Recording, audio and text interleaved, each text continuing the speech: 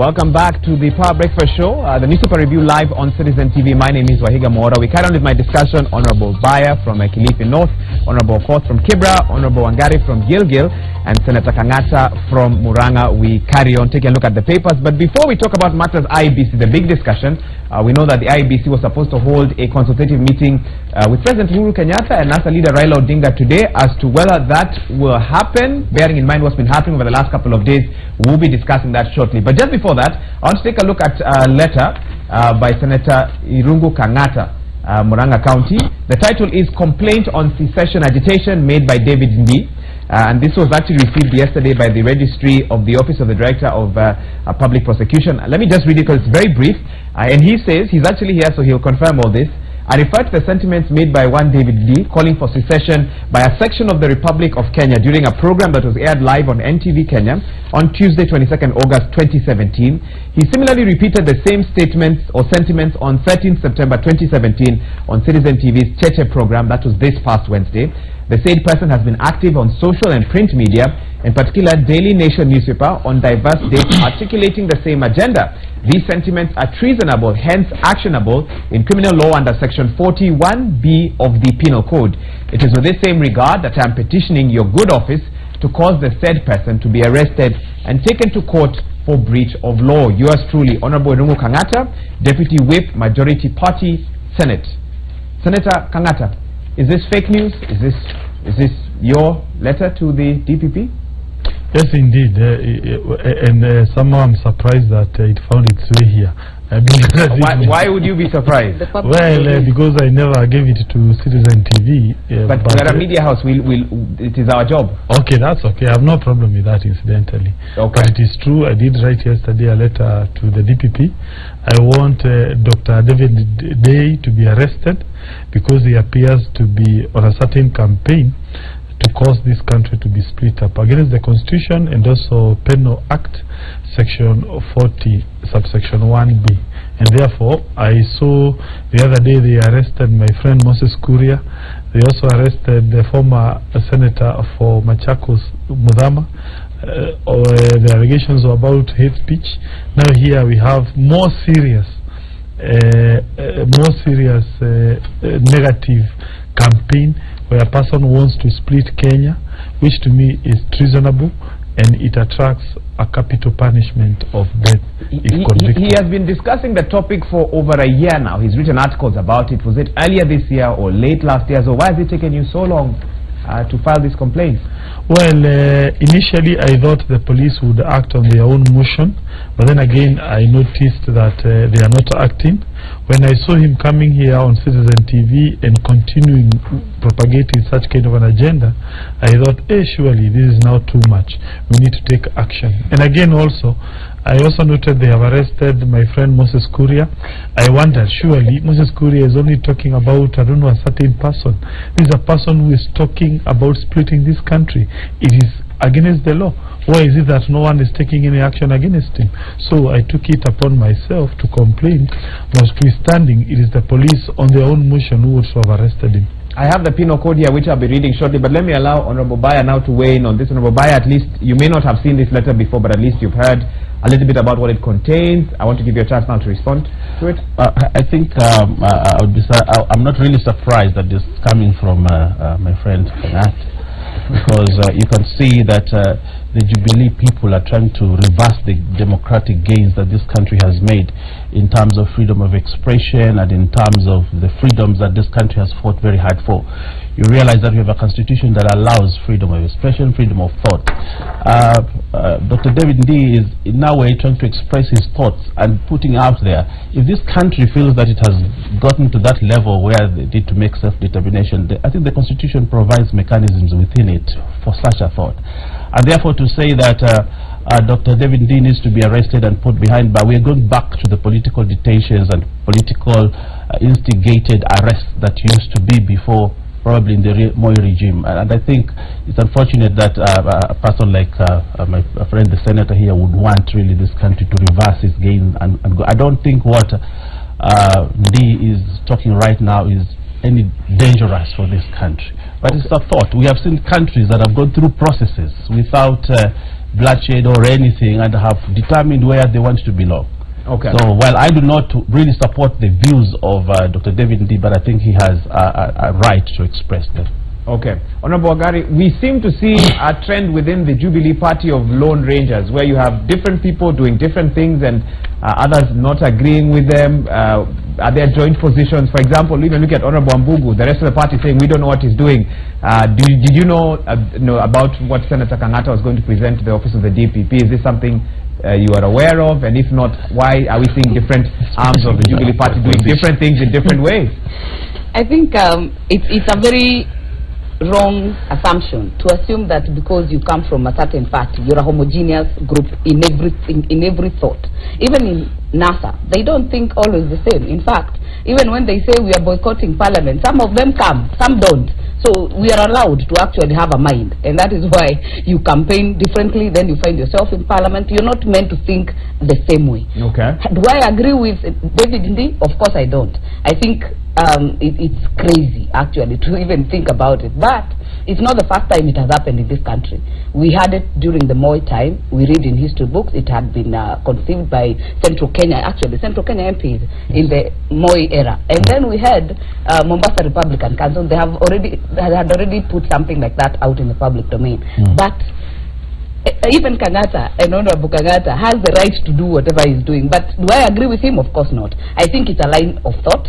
Everyone has the freedom to say some things, but we also must draw the line. If you threaten the peace and the stability of a country, if you cause hate, if you cause violence, then it becomes a criminal aspect. I think Ndii has the freedom to express himself, and I think we give people too much credence and importance when they really don't deserve it. I think it's not to that level where he should now be arrested because he said what.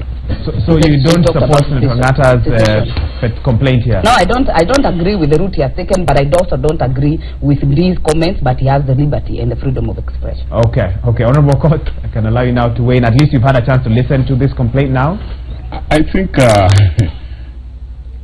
Honorable Kang'ata is one of the most brilliant MPs and lawyers I've met in this country in our generation, and I'm shocked at his allergy. He's allergic to ideas. He wants to take us back. You know, there's a man of great intellect. He's eloquent. He's done great things. But this represents a certain shocking, revealing allergy to good ideas or conflicting ideas, but a lack of tolerance to them. Remember, in this country in the 80s, if you were a professor at the University of Nairobi teaching political science, the idea of even teaching Karl Marx or the Russian Revolution, there would be students always in suits in your class who don't take exams, monitoring who speaks and teaches communist philosophy or whatever it is, not asking the students to overturn the country, but because it's part of the curriculum. You'd get carried away for that. David Ndii's idea of talking about secession and saying, is Kenya a cruel marriage and is it time for divorce, is an invitation for us to have that national dialogue. What does an inclusive country look like when we talk in our national anthem? Raha tupate na ustawi, you know, plenty and prosperity for everybody in this country. What does that look like? Who's being left behind? What are the systems of governance? Are they serving us well? Who's the ruling class? Who's the poor class who are not seeing? So those are questions that are valid. When we come to electoral justice, do our voting patterns and voting systems work, and do the sovereign will of the people count? Jubilee has been talking about the sovereign will the last couple of days. I tell you, there's no sovereign will in a bad election. There's only sovereign will in a clean election that's been conducted according. So I think what he has talked about, the idea of secession, anything illegal would be to set up a camp to train militias to effect that secession. Is when the illegality now would come in. But an exchange of ideas is nothing to be allowed. Can I reply? And let me tell you, when you talk about hate speech and incitement, none of the things that you've had Senator Wangari's presentation on this, Honorable Wangari, it's hard to give her the right title. So the Senator has told you there is a difference between people propagating hate speech and incitement against specific individuals or groups, but on the other hand, just having an intellectual idea and saying, you know, Project Kenya, 54 years on, is it working for everybody or is it working for a small select few group? What happens, let me ask you this, Honorable Court, briefly before I allow Senator Kang'ata to now respond to what everybody has said. What happens when somebody feels that your ideas infringe on their constitutional rights to some extent? They feel threatened, maybe, by a person's ideas. Would you say that Senator Kang'ata has, in his own right, the right to be able to complain against someone else's ideas? Absolutely. Constitutionally, that is? Absolutely, but this is where I'm telling you I'm disappointed and shocked at his allergy to good ideas and the intellectual debate. Because on the one hand, none of the things David Ndii has done infringe on Honorable Kang'ata's rights. On the contrary, and he is a very smart fellow, a politician too. He did not take jokes to move from MP of Kiharu to Senator of Murang'a. You have to give his guy political chops, credit where it's due. What he is doing is, in his presentation 5 minutes ago, he told us how he is very close with Moses Kuria. And I was counting. Moses Kuria, my friend. Moses Kuria, my friend. Moses Kuria, my friend. He said it 4 times in 1 minute. Why? Because he knows the incendiary, insightful things that Moses Kuria says, he cannot say directly. He cannot say the insulting things Moses Kuria said about the person of Raila Odinga. He cannot say the incendiary things that about Moses Kuria said against a certain ethnic community and people who did not vote for Jubilee, allegedly in Kiambu County, and what should be done to them. He cannot say those things directly, but by affiliating from the political goodwill in some quarters that will come by calling himself a friend of Moses Kuria. Now, Moses Kuria's words actually offend people. If you're a Luo person, and Luo lives matter, and you live in Thika, you work in a pineapple farm in Juja, you live in Limuru, you work at Bata Shoe Company, and you hear someone saying, Wembe ni ule ule, and it's time to get out our pangas and to circumcise these people, and to move them out for not voting for our person. Those are infringements on your constitutional right, the right to live anywhere in Kenya, the right to have an income, the right to not to be threatened, and those are the things that are more dangerous than the things that David. Well, that's debatable, Honorable Court, Senator Kang'ata. It's not debatable. When you live in Kiambu County and a leader of that influence, the member of parliament for the president. I'm also a very special member of parliament, so Moses Gatundu's position, I know what it means. Moses Gatundu is the president's MP. I'm the MP for Raila Odinga. I know what I'm talking about. When he says some people who did not vote, and let's get out and deal with them as he did, then Can I allow Senator Kang'ata now to respond? Go ahead, Senator. Well, the freedom of expression that is enshrined in our constitution is not obsolete. And therefore, you will have what we call drawback clauses that are provided clearly in the Constitution. So now, you cannot come under the cover of freedom of expression to say some things. When you compare the effects of what Mr. Kuria is said to have said and what my colleague here, Dr. Ndii, is planning, for instance, by the way, the outcomes of associations are much too worse. Much too bad for this country compared to what Mr. Kuria says, for instance. Because they are talking about splitting up the country. Can you justify that? For obvious reason. When you give us examples, because Ken Okoth has given examples of what Moses Kuria's statements would lead to. Very practical examples. Can you give us examples of what David Ndii's plan, if it was to succeed, would lead to? Of course, when you say parts of Kenya should secede, it means, number one, you are going to evict Kenyan policemen, the entire state machinery, for instance, in Nyanza province, in Coast province. You are going to evict all our infrastructure, all our everything from, let's say, for instance, of course, it means there will be no state. No, listen to me. Go ahead, Senator. Keep going. It is going to mean, for instance, the Kenyan infrastructure, the so-called bureaucracy of the Kenyan state, it is going to shrink. It is going, for instance, to be limited to a certain region. Let's say the Jubilee Kenya now, and now I would imagine is proposing to create a NASA Kenya. So you may have a situation where of Kenya. Yes, of course, you are going to have a situation where the Kenyan state is going to shrink. Once it shrinks, then it means there will be a lot of problems, by the way, economic, social and political tensions. Where you have a Kenyan society living in Nyanza, for instance, to me, you are going to abrogate our Kenyan constitution. And by the way, the Kenyan society that is so-called is clearly defined in the constitution. And the so-called the landmass, which is constituted by the so-called Kenyan state, is also a legal issue. So once you split up, you are clearly violating the law. You are clearly violating the constitution. And number two. Wait first. Let the senator finish. Finish. Those people who are going to accept that philosophy, there is every likelihood that split will not be peaceful. They are going to effect that through force. So, most likely, he is giving credence to groups like Mombasa Republican Council, which took up arms to force that region to secede. He is giving credence to other probable violent groups that can come out and cause chaos so that Kenya can secede. I do not know of any country in the recent history that has seceded peacefully. I can give you a good example. Southern Sudan. Briefly, as you wind up, I need to allow Honorable Court 1 minute. Southern Sudan, yes. Secession was violent. So many states, secession rarely is usually done in a peaceful manner, where you come and you agree to go and live alone.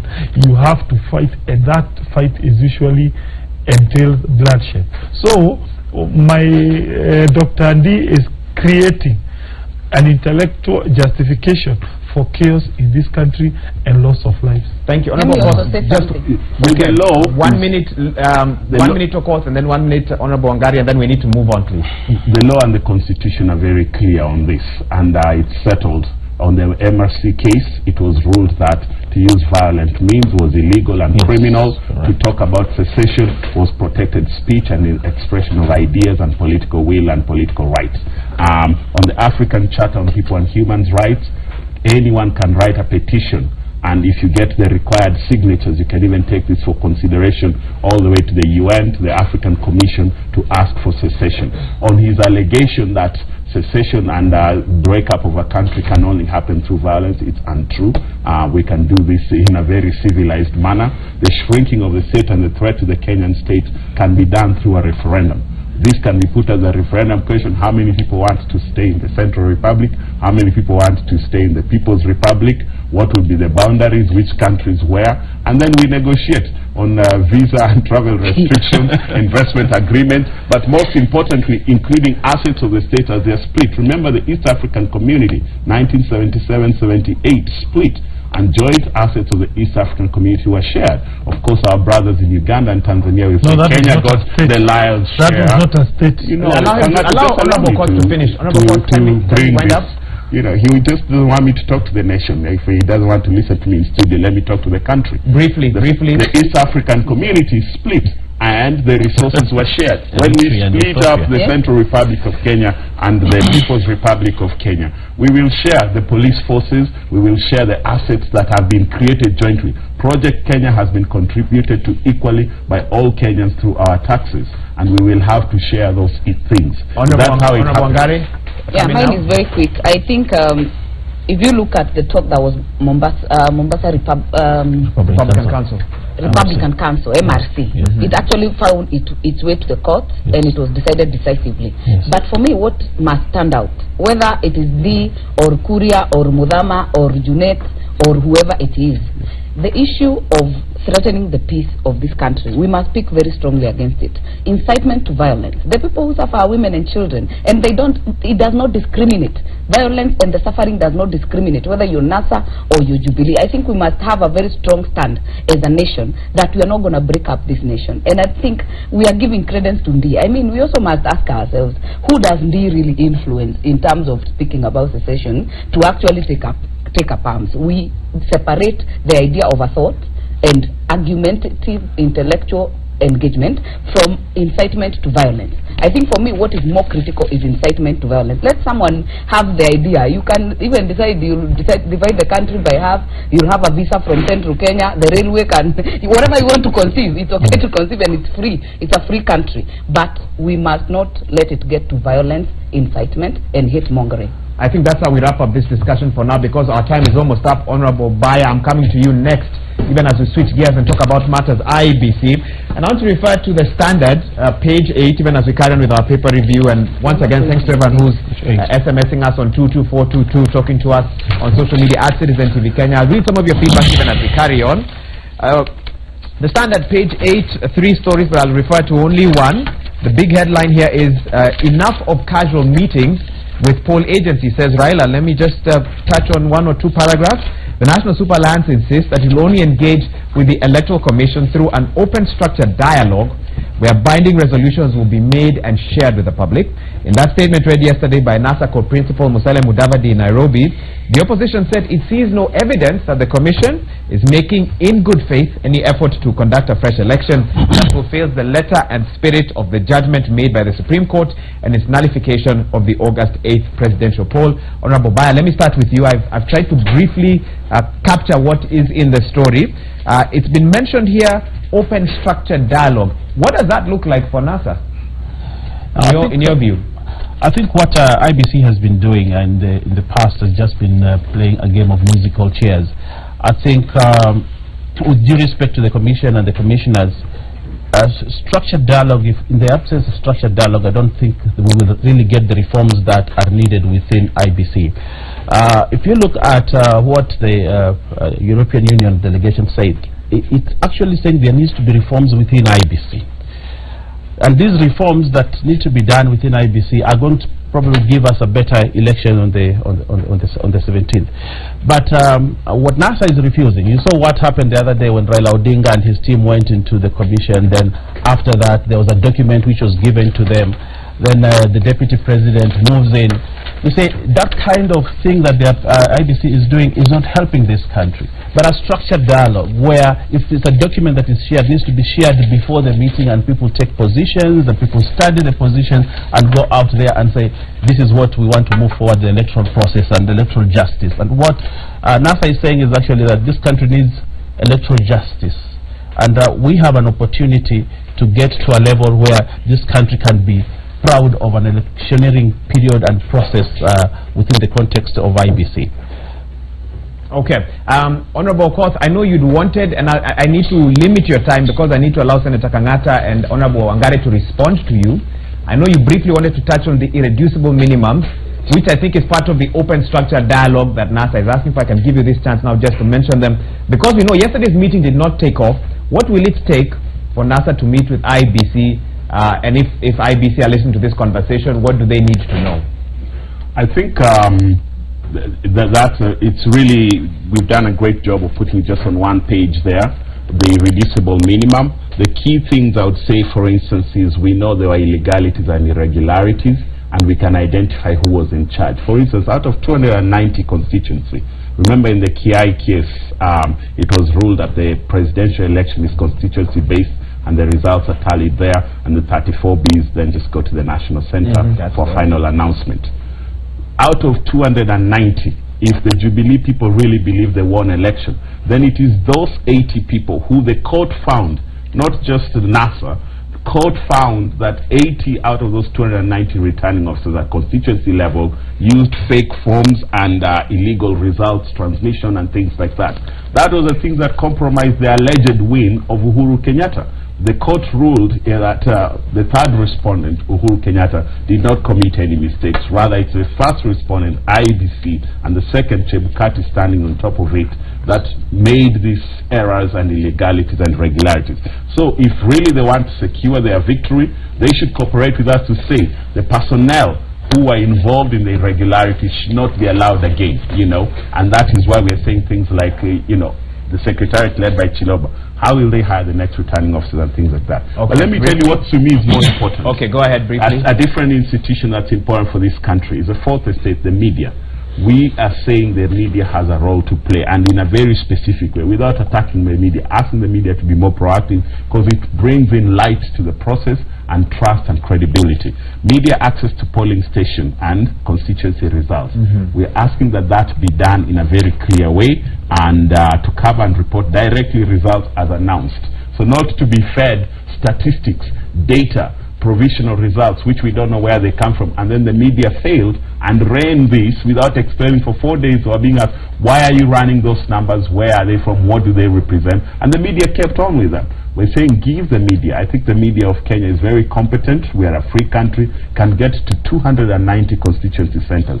The way the media works together to create a presidential debate foundation or something, and work together, That's the same way they can create a presidential election monitoring and reporting and have 290 reporters in every constituency. So we have also another third stream of verifiable results that are independent, that are not accused to be civil society for regime change. They're not accused to be working for NASA or Jubilee. Just the media to go out there and do its job. Let me interrupt you. I'll come back and give you a chance to carry on. Honorable Wangari, I want to give you a chance now to comment IBC matters and also to tell us, for the Jubilee Party now, in terms of engagement with IBC and some of the things that Honorable Koth has spoken about, that work with NASA to push IBC to make reforms as per the Supreme Court judgment. How do you respond to his sentiments? When I look at this NASA position, in fact, they have taken a whole page to actually print out the things they think IBC should do, which is their right to do so. And we have also said what our take will be in terms of the relationship between Chebukati, Chiloba, because what you've been saying is an airing of dirty linen of IEBC in public, for me, and from where I stand. But we also must be very clear. We said, if you want to go to court, go to court. NASA already had their first round of win in court, which we don't agree with.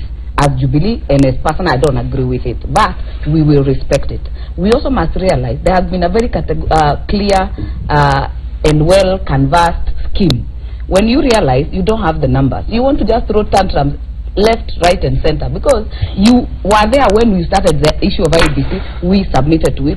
You went to court. You won, and you took the lead that you are going back to election. Then you say you will not go to election. You will not boycott. You say you will not boycott. There will be no election until you are heard. I think the IBC has been tasked to deliver a credible election. It is their problem to know how they do it. It is not us as Jubilee to tell them how to do it. It is not NASA to tell them how to do it. So Jubilee has no concerns about this IBC whatsoever? Even when we have, let me tell you, we will not force and say if you don't do it, we won't have election. We must have an election within 60 days. The day has been picked to be 17th. Can we first commit that we will go to an election? Because these minimums they have laid up here is intimidation of the IEBC. It's the same thing Wambogo is doing. That you're saying he is intimidating the judiciary. NASA is intimidating. In fact, it is lecturing, intimidating, and trying to vex their muscle on IEBC. They have already done a retreat on their issues. They have ironed out whatever it was they have. If you want to know, you can have a meeting. But you see now, they're even saying, we don't even want that meeting. We don't want to come. If Jubilee does not come, they are late for 20 minutes. We don't want that meeting. I think let us focus on what we need to do to go to an election. Do you want to have this election or not? Because I think Jubilee has said it over and over, we are ready for an election. And we need to stop the sideshows. Chebukati and Chiloba must give us a credible election. And if you look at where we were in 2013, in terms of text submission, in terms of text submission of results, we were at 46%. This time it was 100%. The only issue that we had is the electronic and the image transmission. Yes, and we have already IBC has already accepted and said, okay, we will work to improve. If you watched Loba the other day, we will work to improve. So can we give them a benefit of doubt? And can you stop misleading the country? Senator, when you say you're going to boycott, then you go to campaign. What exactly do you want? Senator Kang'ata, I can allow you also to add your voice to this discussion. Yes, thank you. When you look at this NASA position, it is clearly, to me, NASA comes out as what I would say, a lazy party or a lazy coalition or a very poor coalition. In what ways? Well, because if you have what we call agents in every polling center, you do not require all this.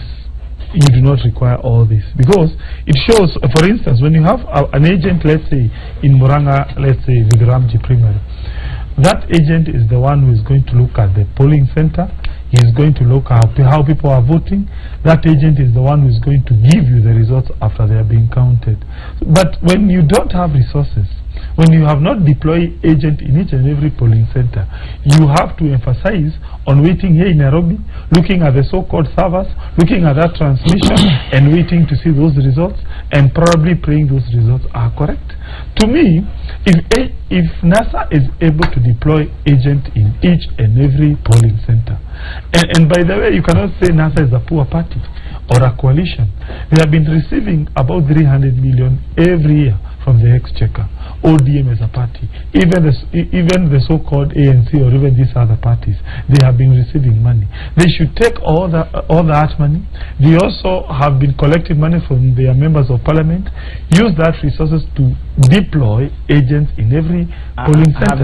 When you do that, yes, my brother, you will not require now, for instance, to have a look at the so-called ICT infrastructure. You're not going to put a lot of emphasis in the so-called transmission.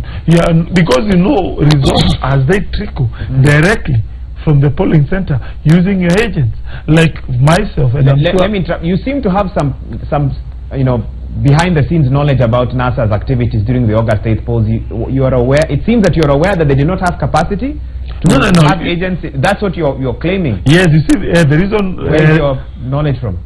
No, you see, the reason I'm saying that it is based on the allegations which are contained in this document, and also the allegations that they took to the Supreme Court. They used to make me wonder, did these people have agents in every polling center? Because if you had good agents, you don't require to look at the so-called transmissions in Nairobi. Why do you have to come here in Nairobi and wait for results to start trickling in, or to start challenging the transition mode, when you had good agents in each and every Honorable Baya, you don't require that. Honorable Baya, can you respond to that? Now I want to respond and say that the reason why IBC exists is because we wanted to have a system that is credible, fair and transparent.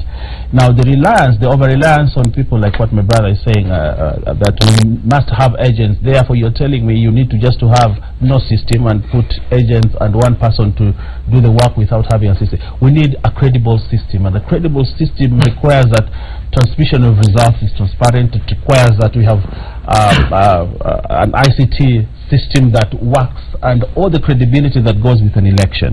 To say that ODM or NASA should just rely exclusively on agents is actually saying that we do not need to spend the kind of money that we have spent on IBC to put together the system that there has been. I think the reducible minimums that NASA is talking about is to have an electoral system that will work both for Jubilee and for NASA. But to just go on to say that you need to have agents everywhere, it does not really give respect to the purpose of why systems are important in an electoral system. So for me, I think what NASA is asking for is a reform within IBC, and the reform is to strengthen the process and to have that we have a system that can deliver credible elections. Waiga. Oh, yes, come in, Honorable. You know, our position has always been uchaguzi bora. When you listen to Senator Martha Hill spoke here very well on issues of peace and justice, just in the last segment when we were discussing people like Moses Kuria and hate speech. Now when she comes to this one, she's saying the Jubilee position is bora uchaguzi. Are you guys ready for elections or not? We are saying we are always ready for elections, but we are saying it's not any kind of elections. Tunataka uchaguzi bora, si bora uchaguzi. And we will tell you what that looks like. For example, the Supreme Court ordered 21 things to be done on ICT server during the case, and the IBC complied with only 7 out of those 21 requests. So they are still in contempt and have refused to open the server. If Jubilee is convinced they had the numbers and they won, why don't you open the server and prove that you won? There is a reason that the IBC is hiding access to the servers even up to this point, days after that ruling, weeks after it. They must obey the constitutional order and give us an uchaguzi bora which meets the constitutional threshold of verifiability, transparency and things like that. Number two, this issue of telling us NASA does not have agents and the election is wrong or is being messed up because NASA doesn't have agents. It's a very wrong analogy. Let me tell you, for instance, when it comes to security of your home. If you're rich and you can afford it, you pay for a security company like KK. But the fact of the matter is we all pay taxes and need the police to be there for us. So if someone breaks into your home and tells you it's your fault you didn't hire KK Security or another watchman company, well, the police are supposed to provide for security whether you can afford private security or not. This is when you come to the election, the IBC is supposed to conduct secure elections whether parties have agents or not. If you ask somebody like Abdul Badida running for president, can he afford to field agents everywhere? No. Of course, then you bring up the issue of, oh, NASA has been getting a code or ODM has got 300 million per year. Running political campaigns in this country and holding a vibrant opposition that keeps in check the corruption and mismanagement and the constitutional violations of Jubilee for 4 years. but with only 300 million per year, we've done miracles. That is to tell you that the political parties fund is supposed to be giving to a party like ODM about 800 million to $1 billion every year. We were shortchanged, and Jubilee took advantage and were willing to forfeit the funds due to TNA and URP because they had access to state coffers. And that's why they're using now choppers from the military. PSs and CSs are advertising for them and campaigning for them. So they have their state resources and chiefs and intelligence on their side, while we are running a shoestring budget funded by the people, and our number is available. So let us just be careful about that. I want to take this discussion forward. Quick question, Honorable Court. The NASA meeting with IEBC did not happen yesterday. Is there going to be a meeting today, this weekend? What's the way forward in terms of your party position? I think, are we going to have meetings about meetings, or are we going to have real meetings? Are we going to have talks about talks, or are we going to have real structured talks? Anyway, our reducible minimums are there already. IEBC know it was indicted and by the Supreme Court and was found to have failed or refused to run a proper presidential election, and they were given another shot to do it within 60 days correctly, to do it afresh. So unless you see attempts by them to implement some of your thoughts, there's no point. It's very easy. Look here on this page here, whether IBC wants to meet with us or not. Yes. Our thoughts are there and have been given to them, and they are public. For instance, of the ICT infrastructure, which we paid billions for. We paid 42 billion to the IEBC to run this election. Yes. They've wasted the money. That is important. I want to stop you there. Honorable Wangari, I want to give you a parting shot. Go ahead. Yeah, very quickly. I just want to respond to what Honorable Kos has said, because it has not been about this minimum that has been published in the newspapers. Even when the date was given, immediately, NASA coalition was out there and said they will not have an election before certain things are done. The Supreme Court ruling directed that IEBC should do a credible election according to the Constitution. It is now for us to give space to IEBC to do their job. There are things we also don't agree with, but are they bound to take what we think? For example, wait, please. I think I call you. Let me talk. The NASA coalition also has a right to say what they want to say to the IEBC, but is IEBC bound to take it? It is independent, and that is why it's called so. I think we must give it space to do a credible election, considering they also must be taken back to court by the same coalition, so they know whatever they need to fix, they need to fix to make sure that it is not only credible, it is seen to be credible. So can we not make it that if you don't take my view, then I will boycott, I will not participate? I think we must be very clear. If you don't participate and the date has been given, ballot papers are printed. They have even made noise about the printing of ballot papers. They want to be the procurement managers in IEBC. They want to be IEBC. It cannot work. Okay, I think we'll put that discussion to rest on that note because of time, but I want to read a quick SMS to each of our political leaders in studio from a viewer. This is not about party sides now. It's a rather interesting one. Please ask your guests in studio what happened to political party manifestos, one by NASA promising a trek through the desert to Canaan, and one by Jubilee promising the continuation of development in Kenya. These days, the only campaign agenda is Matusi reloaded. Insults after insults. How is a Kenyan voter going to benefit from these insults? How can we voters attend political rallies to cheer our leaders insulting each other? I won't give them a chance to respond because we have absolutely no time. But I hope as they go about their business, Kenyan voters are asking, beyond the insults, development, what you're going to do for the people, what are you saying in regards to that? That's how we wrap up the program. Maybe we'll have you back next week to answer that question. But we absolutely out of time. That's how we wrap up the broadcast, because I know you won't give one-word answers, and we will go into another back and forth. Thank you so much for watching the Power Breakfast Show live on Citizen TV. Thank you so much to each of my guests for finding time to be here with us. We will be right back.